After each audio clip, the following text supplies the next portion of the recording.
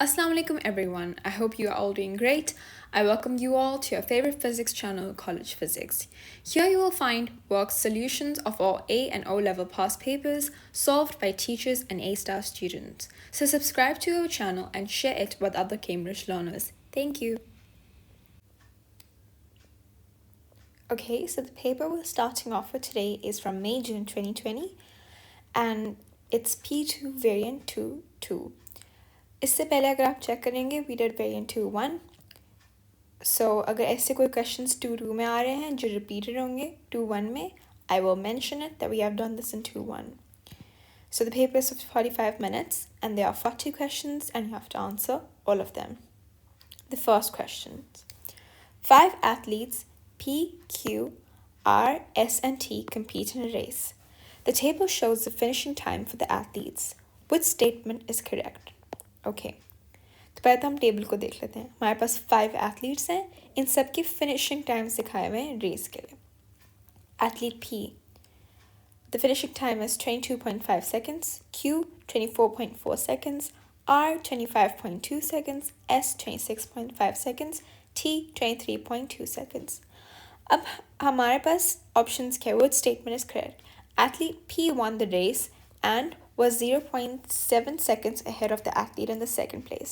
तो पहले हम सारे एथलीट्स को पोजीशंस दे देते हैं. ठीक है.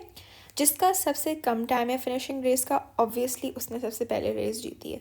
सो आई थिंक फर्स्ट पोजीशन पे हमारे पास है यहाँ पर पी, राइट. सेकेंड पोजीशन पे we're gonna have T. Third position we're gonna have Q. Fourth position we're gonna have R. And fifth position we're gonna have S. Okay?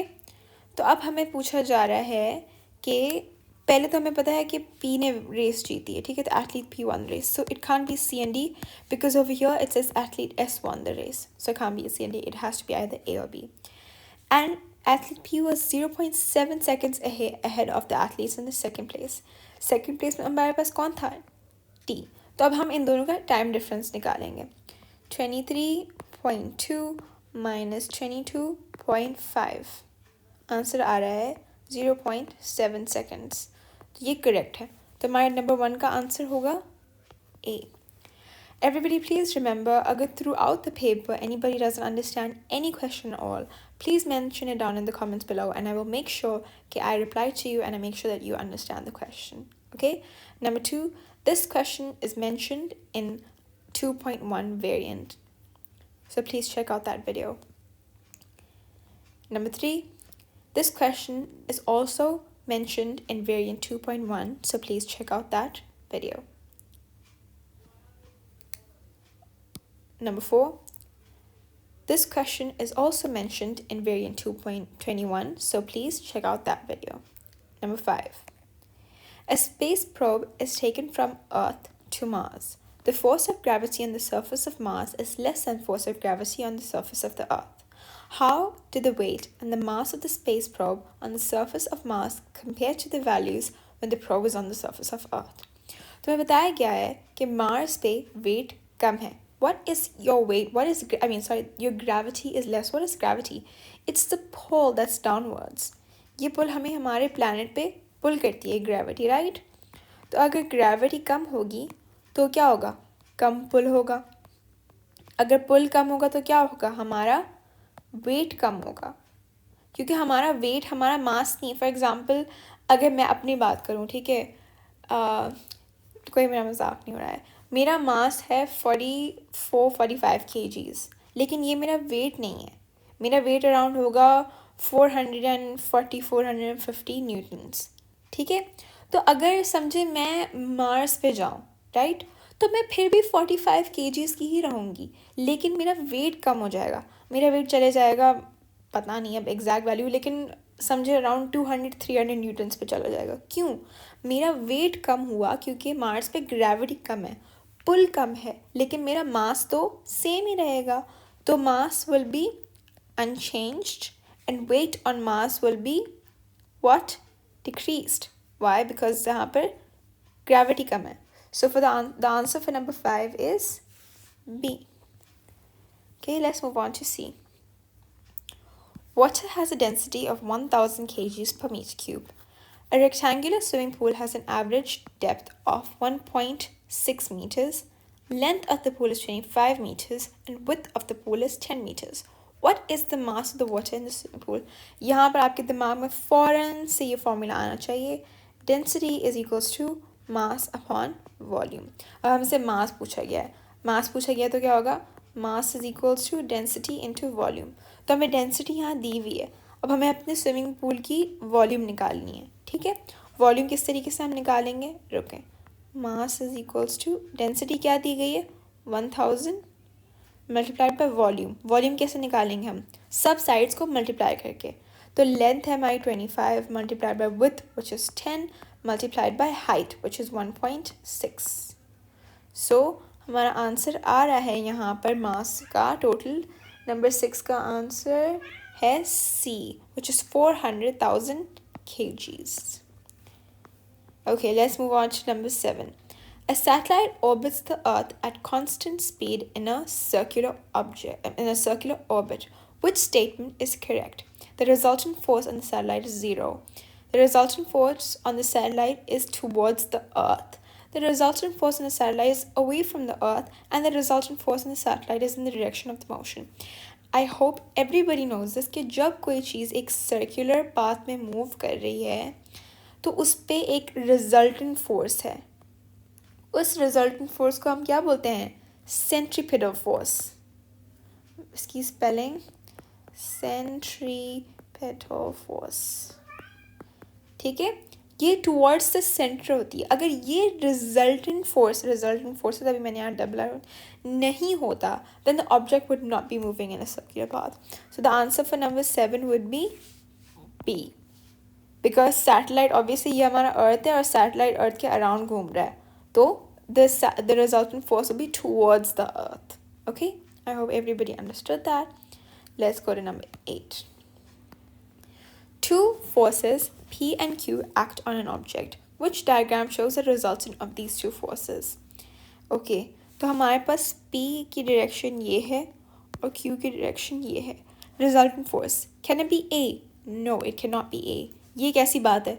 एक force ऊपर जा रही है, एक फोर्स राइट हैंड साइड की ओर जा रही है, तो रिजल्टेंट फोर्स इस तरीके से कैसे होगी? Not possible. B भी नहीं है, आंसर है C. This actually makes sense because एक force is going towards this way, one of them is going towards that way. अगर आप दोनों फोर्स का सम निकालो, a resultant force, it's most probably going to be this. ठीक है, ये हमारा resultant force है. So the answer for number 8 is going to be C. Let's move on. Number 9. An object is moving at 3 meters per second. ये इसकी speed है.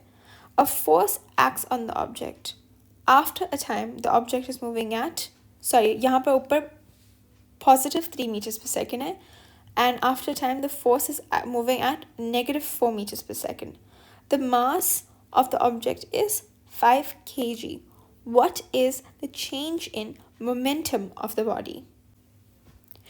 अब हमारे पास फॉर्मूला मोमेंटम का क्या है? Momentum is equals to mass into velocity. अब change in momentum का क्या है?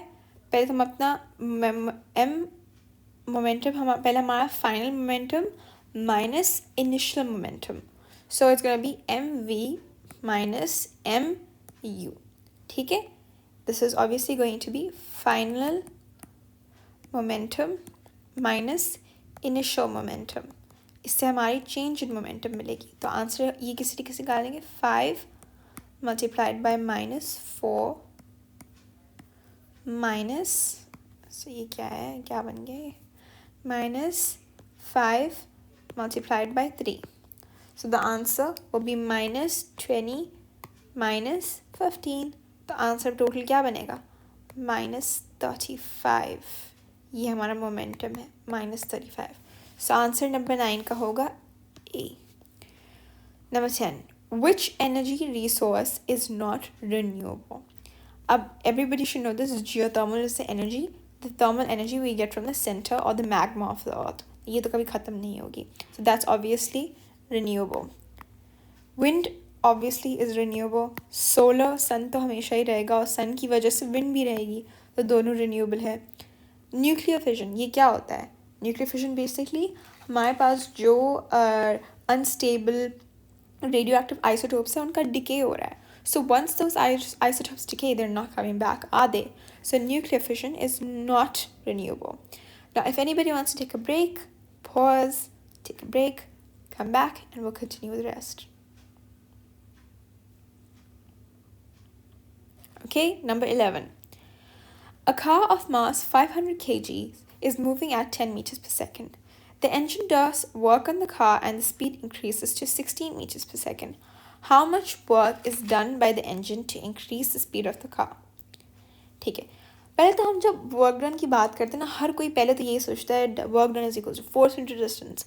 अब वो फार्मूला आप यहाँ पे यूज़ नहीं कर सकते. तो हमेशा वर्क को आप एनर्जी से को रिलेट करना सीखें कि एनर्जी के फार्मूलाज वर्क निकालने के लिए भी यूज़ हो सकते हैं. तो यहाँ पर हमें दिया हुआ है मास और हमें दी हुई है वेलोसिटी. इससे आपको कौन सी एनर्जी याद आ रही है? Kinetic energy. क्योंकि काइनेटिक एनर्जी का क्या फार्मूला होता है? Half mv². तो हमसे पूछा गया है यहाँ पर चेंज इन वर्क क्या है, चेंज इन एनर्जी क्या है? चेंज इन वर्क मतलब चेंज इन एनर्जी. तो हम क्या निकालेंगे? Change in kinetic energy. अब ये हम निकालेंगे. हाफ m, ये गलत हो गया. हाफ मास हमारा क्या है यहाँ पर? 500 kg.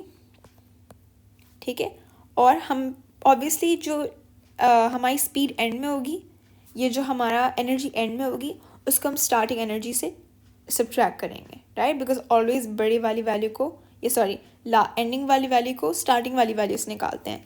मैं आपको यहाँ पर लिख के दिखा देती ताकि आसानी हो. Half mv² minus half mu², जो हमारी इनिशियल, जो हमारी फाइनल काइनेटिक एनर्जी है, final kinetic energy minus initial kinetic energy. ठीक है, तो ऊपर हम कर रहे थे, ये हमारी फाइनल काइनेटिक एनर्जी है. ठीक है, तो इसमें हम फाइनल स्पीड की वैल्यू लेंगे. ठीक है, half into mass into v क्या है हमारा 16² माइनस हाफ इंटू 500 इंटू क्या है 10². अब इन दोनों की वैल्यूज़ आपको अलग अलग से निकालनी पड़ेगी ताकि कोई कंफ्यूज ना हो.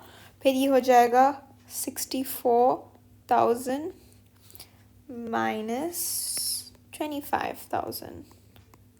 तो आंसर हमारा बन रहा है 39,000 joules. Do we have this as an option? Yes, we do.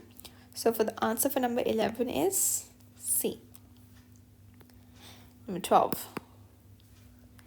The diagram shows, ये भी हमारे variant 21 में हुआ है, so please check out that video. This is number 13.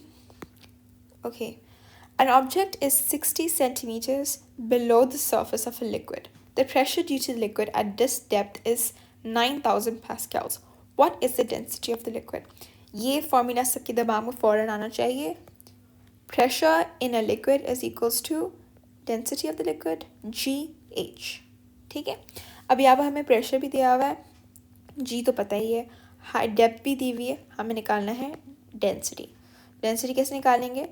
Pressure divided by GH. H हमारी डेप्थ है, तो हमारे पास प्रेशर क्या है यहाँ पर 9,000 डिवाइडेड बाय G को हम 10 के तौर पे लेंगे मल्टीप्लाइड बाय H. H हमारी क्या है? डेप्थ.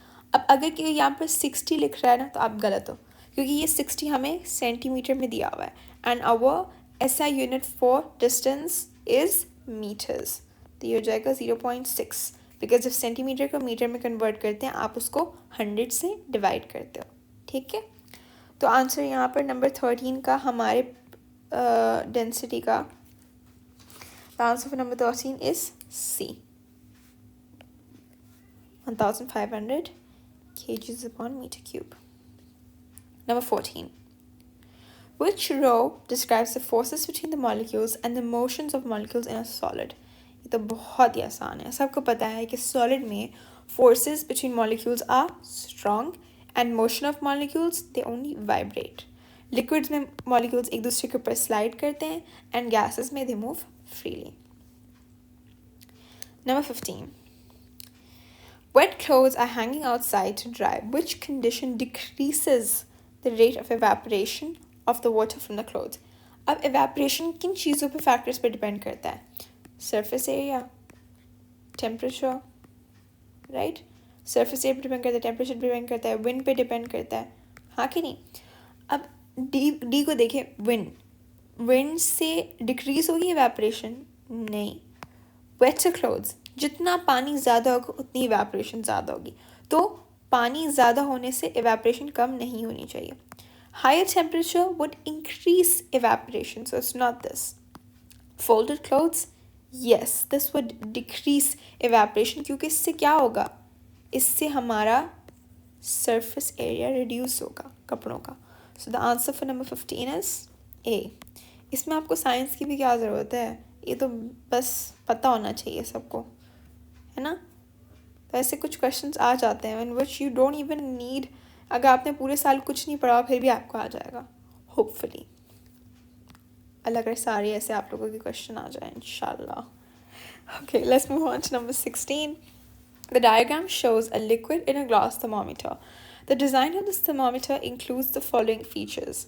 ठीक है. Number 1. A liquid which expands linearly when it is heated. Number 2, a glass bulb which has a thick glass wall. Number 3, a capillary tube with a very small diameter. Which feature increases the sensitivity of the thermometer?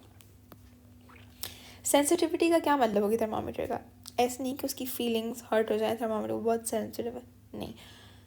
इसका मतलब क्या है कि thermometer पे हल्का सा भी temperature change हो ना, हमें बहुत ही ज़्यादा मतलब इफ़ेक्टिव उसका आउटकम नज़र आए. ठीक है, समझे, मैंने पानी जो ना 1 डिग्री बढ़ाया, तो ऐसे हो 2 पॉसिबल ऑप्शंस होंगे ना. एक तो होगा जिसका यहाँ से यहाँ बढ़ेगा, एक होगा जिसका यहाँ से यहाँ बढ़ेगा. तो हम सेकंड वाला प्रेफर करेंगे ताकि हमें क्लियरली नज़र आए कि हो क्या रहा है. अभी मैंने बहुत ठंडा जोक मारा था, आई होप सब ने मुझे माफ़ कर दिया उसके लिए इससे पहले. I am so sorry. So sensitivity किस पे डिपेंड कर रही है यहाँ पर? हमारे लिक्विड पे डिपेंड कर रही है? नहीं, सॉरी. हमारे ग्लास बल्ब पे डिपेंड कर रही है? नहीं, लेकिन हमारे डायामीटर पे डिपेंड कर रही है. क्यों? क्योंकि जितना वो पतला होगा, समझे, मैं आपको ड्रॉ करके दिखाती हूँ. यहाँ पर हमारे पास एक स्ट्रॉ है, समझे, ठीक है. यहाँ पर पानी यहाँ आ रहा है स्ट्रॉ में, ये ग्लास है, और यहाँ पर एग्जैक्टली उतना ही ग्लास है, उतना ही पानी है, लेकिन हमारे पास स्ट्रॉ बहुत पतली है. अब कौन सी स्ट्रॉ में आपके पास पानी जल्दी आएगा? इस स्ट्रॉ में, हाँ कि नहीं? क्योंकि एक छोटा सा आपने सक्शन क्रिएट किया, उसमें पानी फ़ौरन सूख रहा है क्योंकि उसके पास जगह ही कम है. सो a capillary tube with a small diameter that increases that handles the sensitivity of the thermometer. So answer number 16 का होगा D, 3 only. Number 17, ये भी हमारे variant 21 में included है, so please check out that video. Number 18, a room is heated by a radiator. Diagrams X and Y show 2 possible circulations of hot air which heat the room. ठीक है. Which diagram and reason explains the heating of the room by convention? ठीक है, convention सबको पता है. Hot air rises, cold air falls down to the ground. then क्या था? हाँ, cold air यही था, हाँ. So हमारे पास number 18, हमें पूछा गया है कि which diagram and reason explains the heating of the room by convention. ठीक है, तो पहले हम अपने reasons पढ़ लेते हैं कि कौन सा reason correct है, कौन सा नहीं. A का रीज़न देखें, air density decreases when the air is heated. That's correct. B, air density increases when the air is heated. जब air heat करती है तो उसकी density तो decrease होती है, तभी तो वो float करता है, तो ये गलत होगा. और यही चीज़ हमारी D में लिखी, तो D भी गलत होगा. तो आंसर या तो A होगा या C. अब कौन से डायग्राम में आपको नज़र आ रहा है कि air की density decrease हो रही है? पहले हम y को देखते हैं. y में क्या हो रहा है? यहाँ पर रेडिएटर से एयर गर्म हो रही है, तो वो नीचे ही रह रही है, तो वो बाद में जाकर ऊपर जा रही है. दैट्स नॉट ट्रू ना. यहाँ पर आते आते तो वो ठंडी हो जाएगी. So that's not okay, that doesn't explain it. But हम अगर एक्स को देखें, यहाँ पर रेडिएटर है और जैसे एयर गर्म हुई ना, it rises as soon as it becomes warm. Why? Because its density decreases. तो नंबर 18 का आंसर होगा A. This explains it. Number 19. Two copper containers P and Q are filled with hot water. The diagrams are both drawn to the same scale. Container P emits more infrared radiation from its surfaces than container Q. What is the possible reasons for this? Infrared radiation कब होती है release? मैंने अपने पुरानी 21 में भी यही बताया था कि infrared radiation is related to thermal, ये heat.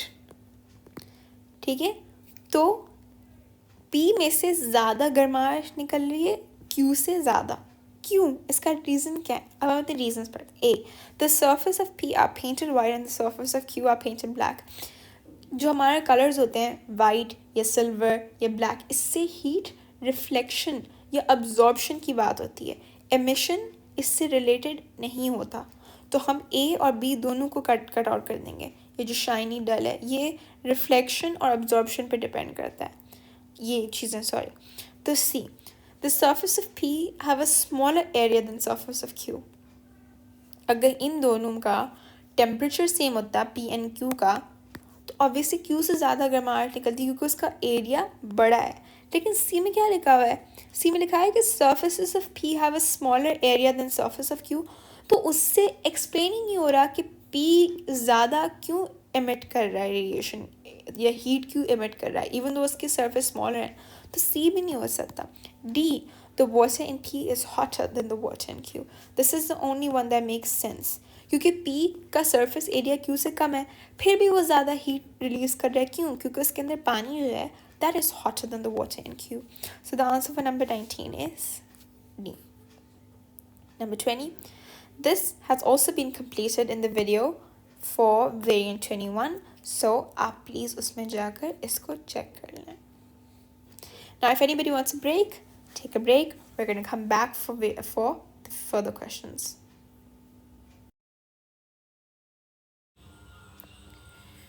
Okay, question number 21. The frequency of microwaves used in a microwave oven is 2400 megahertz. What is the wavelength of these microwaves? अब जैसे यहाँ पर हमें क्या दिया हुआ है, फ्रीक्वेंसी दी हुई है वेव्स की. अब जैसे हम वेव्स की बात करते हैं हमारे दिमाग में ये फॉर्मूला आता है. फॉर्मूला क्या है? V is equals to F lambda. Okay, अब देख जैसे कि ये फार्मूला है, हमारे पास V होता है स्पीड ऑफ वेव्स, F होता है फ्रीक्वेंसी ऑफ वेव्स, लैम्डा होता है वेव लेंथ ऑफ वेव्स. अब फ्रीक्वेंसी हमें दी गई है, ठीक है, विच इज़ 2400 मेगाहर्ट्ज़, और हमें निकालना है lambda which is the wave length. But हमारे पास स्पीड कहाँ है भाई? स्पीड तो दी हुई नहीं है.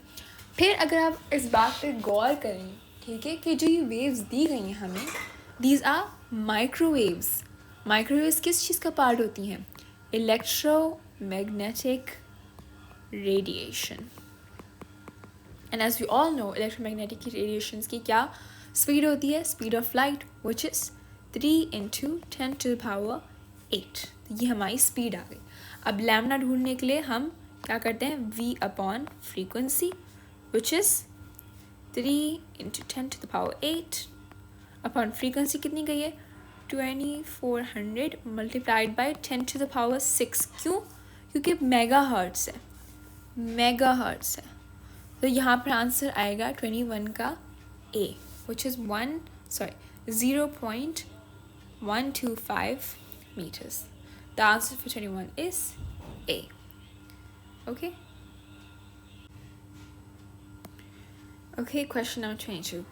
An object O is placed in front of a plane mirror as shown.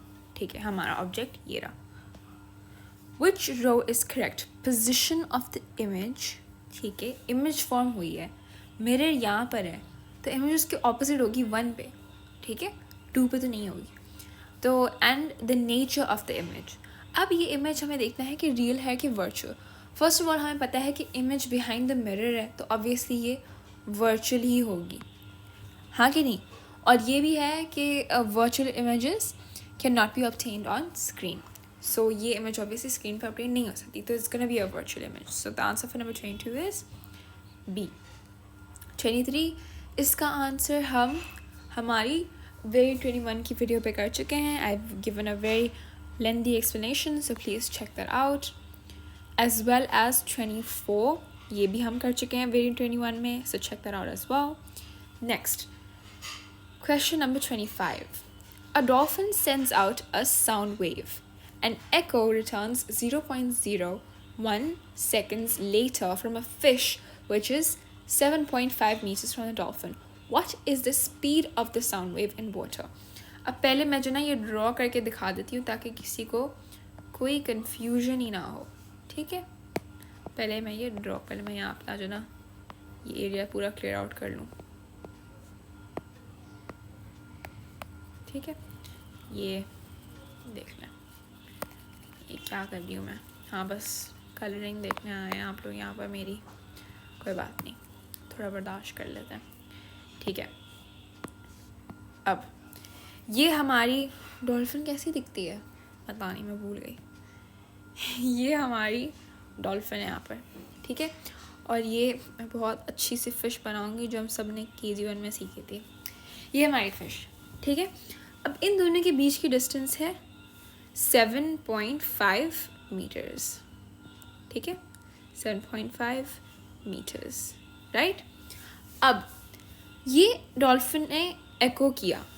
Okay, I hope you guys know about echo location. I don't think O levels में पढ़ाते हैं. इसने एको किया. ठीक है, तो ये एको डॉल्फिन के पास 0.01 सेकेंड्स लेटर जाकर वापस आई. एको क्या होता है? एको साउंड वेव है. अब वो साउंड वेव यहाँ से निकली और इसको हिट करके वापस गई है.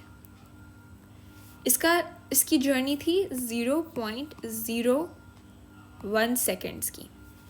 अब हमें स्पीड निकालनी. स्पीड क्या होता है?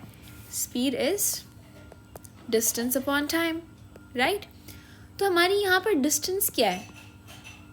डिस्टेंस 7.5 मीटर्स नहीं है. क्यों?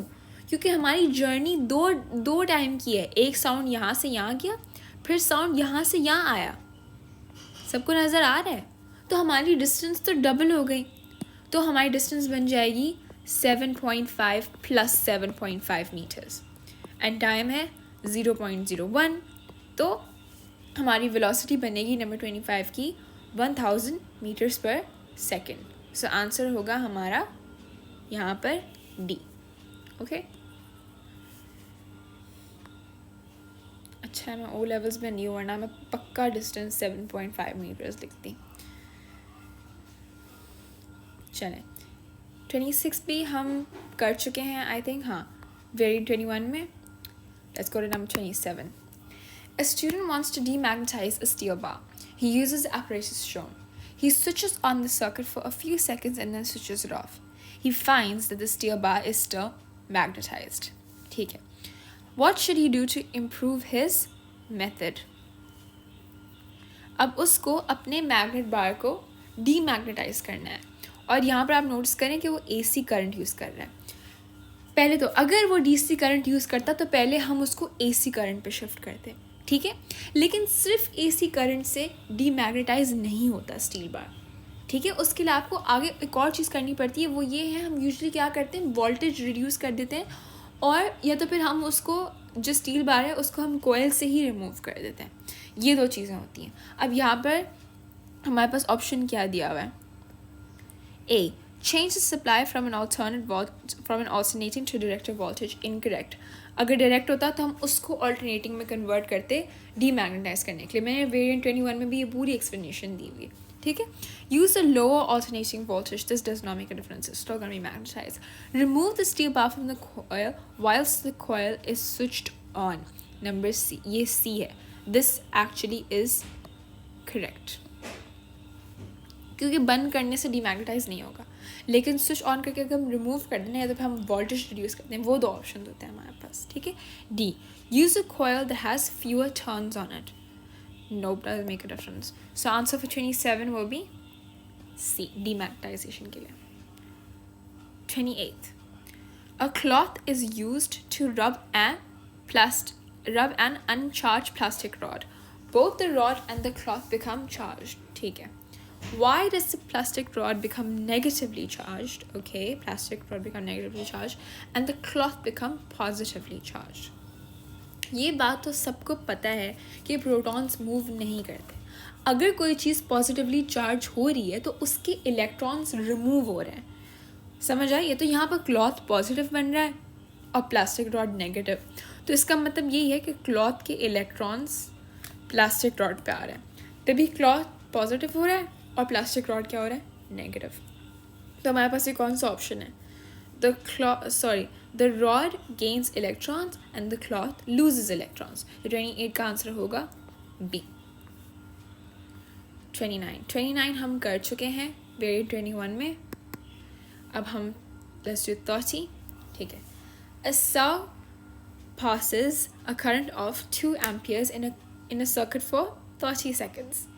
In this time, the cell transfers 120 joules of energy. What is the EMF of the cell? अब ये शायद किसी को ट्रिकी लगे बिकॉज इसमें 2 डिफरेंट फॉर्मूलाइज यूज़ हो रहे हैं. पहले तो हम देखते हैं हमें दिया क्या जा रहा है.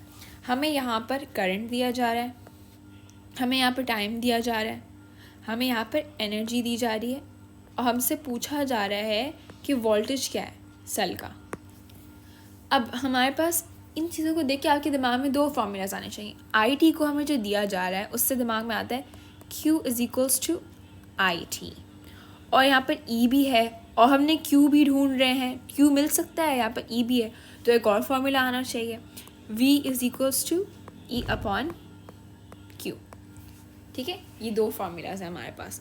तो सबसे पहले तो हम Q निकालते हैं हमारी करंट और टाइम के थ्रू. ठीक है, तो Q कैसे निकाल? Q = IT. तो Q निकालते हैं. Q = IT. देखो I कितना है हमारा? 2 × 30. तो हमारा Q निकल रहा है 60. ठीक है, 60 कूलम. और फिर हमें वोल्टेज निकालनी है. तो वोल्टेज इज़ E/Q. तो हमारा E है, यहाँ पर हमें एनर्जी कितनी दी हुई है? 120 joules upon 60. तो आंसर आ रहा है 2 volts. So the answer for 30 is C, 2 volts. We're taking a break now. If anybody wants to take a break, pause, come back. We're going to continue. Okay, question number 31. The circuit contains of 5 different lamps J, K, L, M, N. All the lamps are glowing. One lamp is removed and 2 other lamps go out. Which lamp is removed? ठीक है, तो हमारे पास 5 lamps हैं, उसमें से एक lamp remove करने से 2 और लैम्प्स रिमूव हो जाते हैं. ठीक है, तो हम पहले तो अपने ऑप्शंस देखते हैं. ठीक है, पहले हम L से शुरू करते हैं. L सबसे ऊपर. ठीक है, समझे अगर यहाँ पर सर्किट डिस्कनेक्ट हुआ तो फिर कौन कौन सी लैम्प्स बंद हो जाएंगी? अगर यहाँ से सर्किट डिस्कनेक्ट हुआ, राइट, तो फिर यहाँ से भी कोई चीज़ काम ही नहीं कर पाएगी क्योंकि दूसरी तरफ से सर्किट कनेक्ट ही नहीं हो रहा. तो सारी लैम्प्स ही बंद हो जाएंगी. आई होप एवरीबडी अंडरस्टैंड्स दैट. तो लैम्प L बंद करने से तो सारी लैम्प्स ख़राब हो जाएंगी.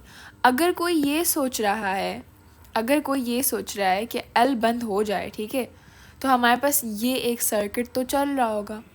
ऐसे थोड़ी हो सकता है कि सर्किट यहीं से शुरू हुआ और वापस आकर यहीं से वापस गया. ऐसे थोड़ी होता है. उसको दूसरी पोलैरिटी पे जाकर ज्वाइन करना होता है और L ये चीज़ रोक रहा है. तो L की वजह से बाकी सारे लैम्प्स भी बंद हो रहे हैं. तो एक काम भी आओ, ठीक है, हम M देखते हैं. अगर M के यहाँ से डायरेक्शन कट जाता है पूरा, तो फिर बाकी तो कोई भी लैम्प बंद नहीं होगी.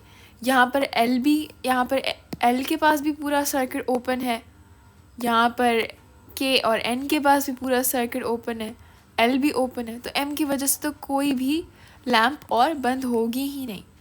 ठीक है, so it's not M as well. अब हमारे पास बचा है K और हमारे पास बचा है J. K ट्राई करते थे. अगर K बंद होगा, ये सर्किट, ये वाला वायर डिस्कनेक्ट हो जाएगा, तो ये बाकी तो सब ऑन ही रहेगा ना. N भी ऑन होगा, J भी, M भी, L भी. So it's not K as well. तो बचा हमारे पास J. लेकिन हम देख लेते हैं इस तरह से होगा भी क्यों. बचा हमारे पास J, हमें पता है J आंसर है, लेकिन लेट्स जस्ट सी कि हो क्या रहा है. लेट्स जस्ट से कि यहाँ से J से कट ऑफ हुआ. ठीक है, अगर यहाँ से कट हुआ तो ये भी बंद हो जाएगा और ये भी बंद हो जाएगा, बचेगा सिर्फ ये आउटर सर्किट। तो इससे K भी बंद हो गई, M भी बंद हो गई. 2 other lamps go out, which makes sense. So the answer for 31 is lamp J. 32. What is the effective resistance of the following combination of resistors? अब हमें पता है कि जब सीरीज होती है तो रेजिस्टर्स होता है R1 plus R2 plus RN, हाँ कि नहीं? लेकिन जब पैरेलल होता है हमारे पास तो total R is equals to 1/R plus 1/RN, ठीक है? अब पहले तो हम यहाँ की टोटल रेजिस्टेंस पता करेंगे, फिर उसको इससे ऐड कर देंगे, ठीक है? तो हम अपने पैरेलल की पहले रेजिस्टेंस देखते हैं. 1/R is equals to 1/6 plus 1/8. तो आंसर क्या आ रहा है? Let me just calculate that very quickly. 1/6 plus 1/8. Answer आ रहा है 7/24. ये है 1/R. अब हमें R निकालना है ना, तो हम कर देंगे 24/7. तो इसका क्या आंसर है? 24/7 gives us 3.4 ohms. तो इसका मतलब क्या है? जो ये हमारे पास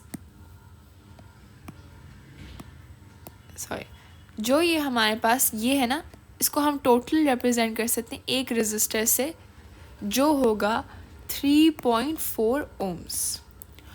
और अब ये वाला रेजिस्टर और ये तो सीरीज में है, तो इनको हम तो ऐसे ही ऐड कर देंगे. तो हम करेंगे 4 plus 3.4. The answer will be 7.4. So the answer for 32 is B, 7.4. The answer for 33, which symbol represents a NAND gate? 33 का आंसर है B. This is just something memorative. ये आपको याद रखना पड़ेगा इन सब symbols के नाम. 34. ठीक है. The diagram shows a circuit used to switch on a heater when the temperature drops below a certain value.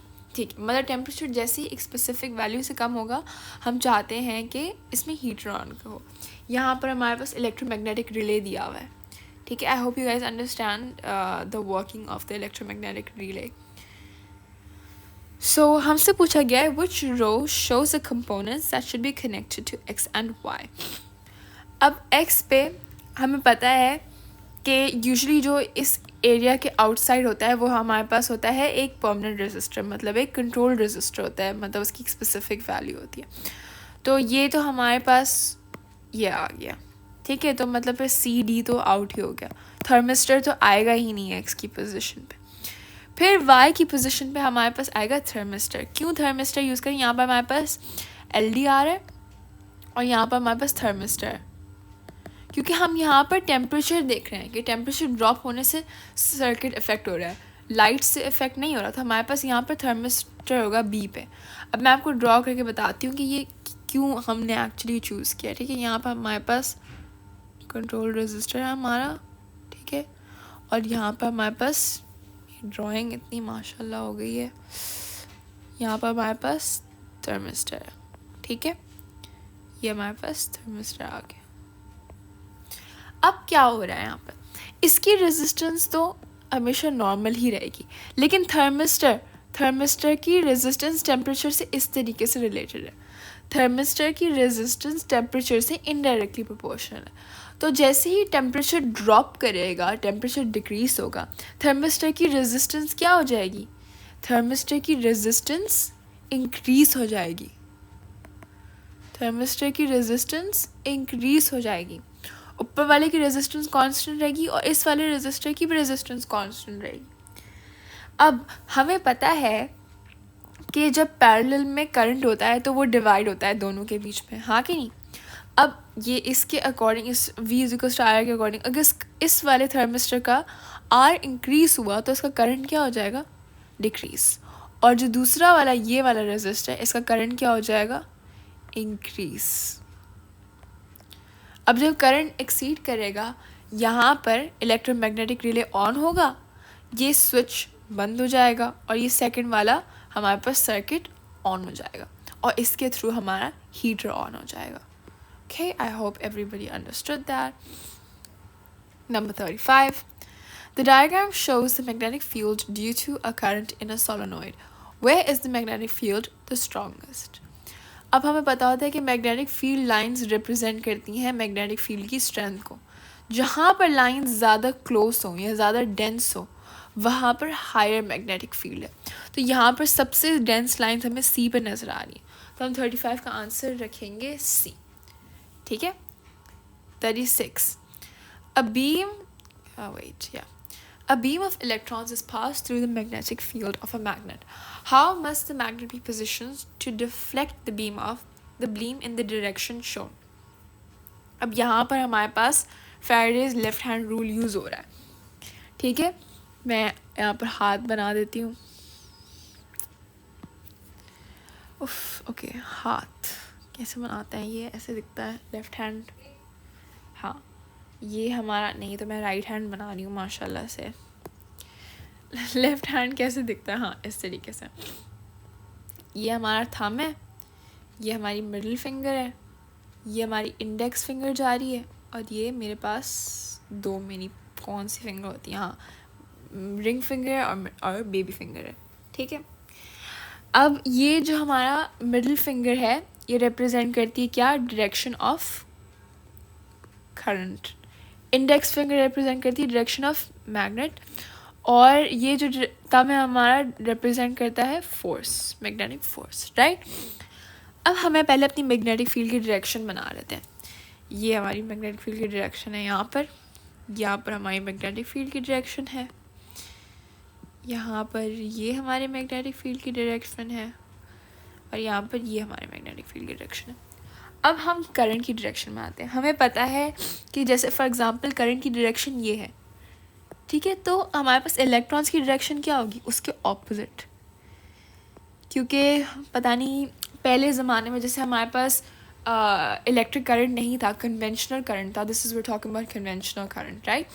उस वक्त हमें लगता था कि पॉजिटिव चार्जेस मूव करते हैं, तो हम उनकी डायरेक्शन में, पॉजिटिव चार्जेस की मूवमेंट की डायरेक्शन में हमने करंट रखा होता. देन वी फाउंड आउट कि positive charges do not move at all, सिर्फ नेगेटिव चार्जेस मूव करते हैं. इस वजह से हमारे करंट की डायरेक्शन इलेक्ट्रॉन्स की डायरेक्शन के ऑपोजिट है, कन्वेंशनल करंट. अगर आज भी आपसे इलेक्ट्रिक करंट की बात की जाए ना, तो उसकी डायरेक्शन वही होगी जो हमारे इलेक्ट्रॉन की है. खैर हम जो ना वैसे कन्वेंशनल करंट यूज़ करते हैं हमेशा. तो हम करंट की डायरेक्शन बना देते हैं. करंट की डायरेक्शन यहाँ पर है into the page. Everybody knows into the page is this and out of the page is this. ठीक है. यहाँ पर हमारी करंट की डायरेक्शन है इनटू द पेज.